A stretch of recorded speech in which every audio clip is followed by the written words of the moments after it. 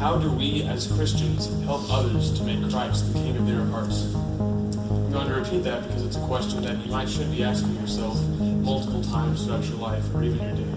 How do we as Christians, or how do I as a Christian, help others to make Christ the King of their hearts? I think there are three main points that will help us to answer this question of how do we spread God's word. Firstly, we need to know why we are doing this. Secondly, we must know how to do it. And lastly, we should know what's next. He was destination, and he knew how to get there. As he was walking, he met others going to the same place, but they were stopped in the road. They were waiting. He pushed through to see what the holdup was. He found a fast-running river and a drawbridge to cross it. One side of the drawbridge was lower.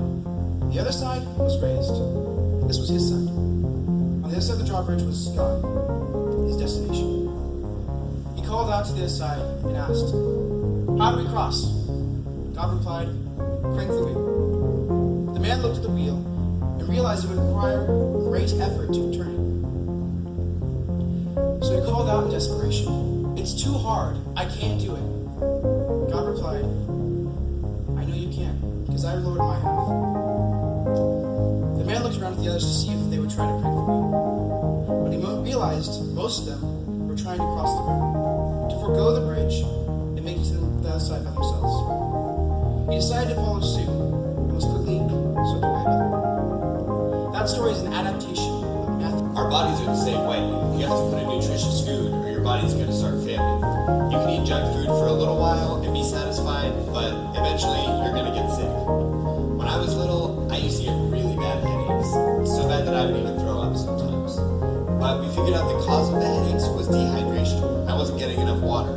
I wasn't putting enough fuel in my body for me to stay healthy. So we figured out that I wasn't getting enough fuel. Our hearts and minds are the same way. If everybody tries to figure out what will make us happy, what will fulfill us, and throughout time, nobody's been able to figure out what exactly fulfills us. The reason that nothing in this world is going to fulfill us is because we weren't created that way.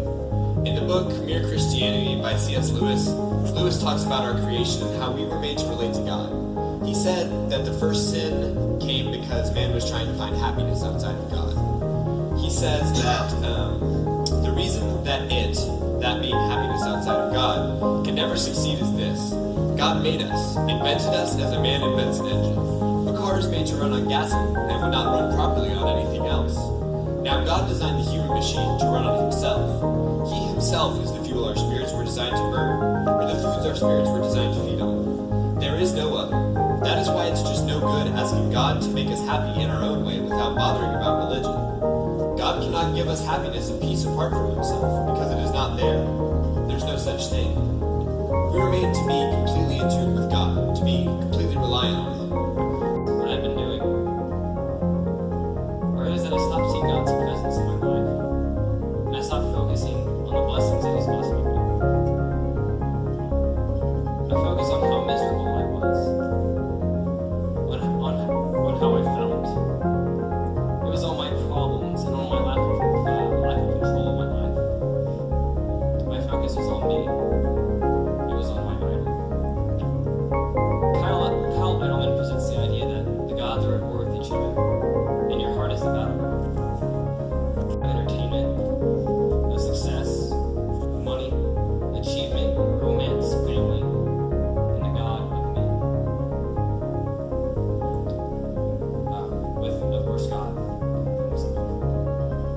The God that takes the throne of your heart each day depends entirely on what you give your attention to. 3 years ago, I gave that attention to myself and to my problems. The God of me took the throne for a good while, and that's why it's so wrong for us to just listen to our hearts or follow your heart.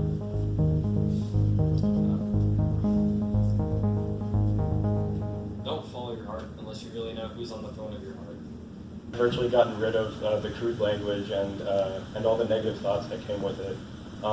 That's not to say I'm a perfect positive pocket of sunshine, but I'm better. And we were bought at a price. Jesus Christ suffered for us. He was beaten for us. He was mocked and spat on for us, and so much more. And I think for such a great sacrifice, he deserves a clean and holy temple to reside in. Now the great thing about God is that he will take charge whenever you don't. He will lay down the tough love for your best interests. He gives us trials to our own good. He will hold you whenever your little faith has you drowning in the water like Peter. He will love you even after denying him 3 times before the rooster crows. This is not only a king who will go into battle with you. This is a king that laid down his life for you so that you could have eternal life. And now I'm going to finish off with a reading from James chapter 1, verse 2 through 4. Consider it pure joy, my brothers, whenever you face trials of many kinds, because you know that the testing of your faith develops perseverance. Perseverance must finish its work so that you may be mature and complete, not lacking anything. Judges over Israel. The name of his firstborn son was Joel, and the name of his second Abijah. They were judges in Beersheba. Yet his sons did not walk in his ways, but turned aside after gain. They took bribes and perverted justice. Then all the elders of Israel gathered together and came to Samuel at Ramah, and said to him, Behold, you are old, and your sons do not walk in your ways. Now appoint for us a king to judge us like all the nations. But the thing displeased Samuel when they said, Give us a king to judge us. And Samuel prayed to the Lord, and the Lord said to Samuel, Obey the voice of the people and all that they say to you, for they have not rejected you, but they have rejected me from being king over them, according to all the deeds that they have. And is it okay with the judges if I close in a prayer? All right. If you bow your heads with me. Dear Lord, I thank you so much for this day and for this weekend that you blessed us all with.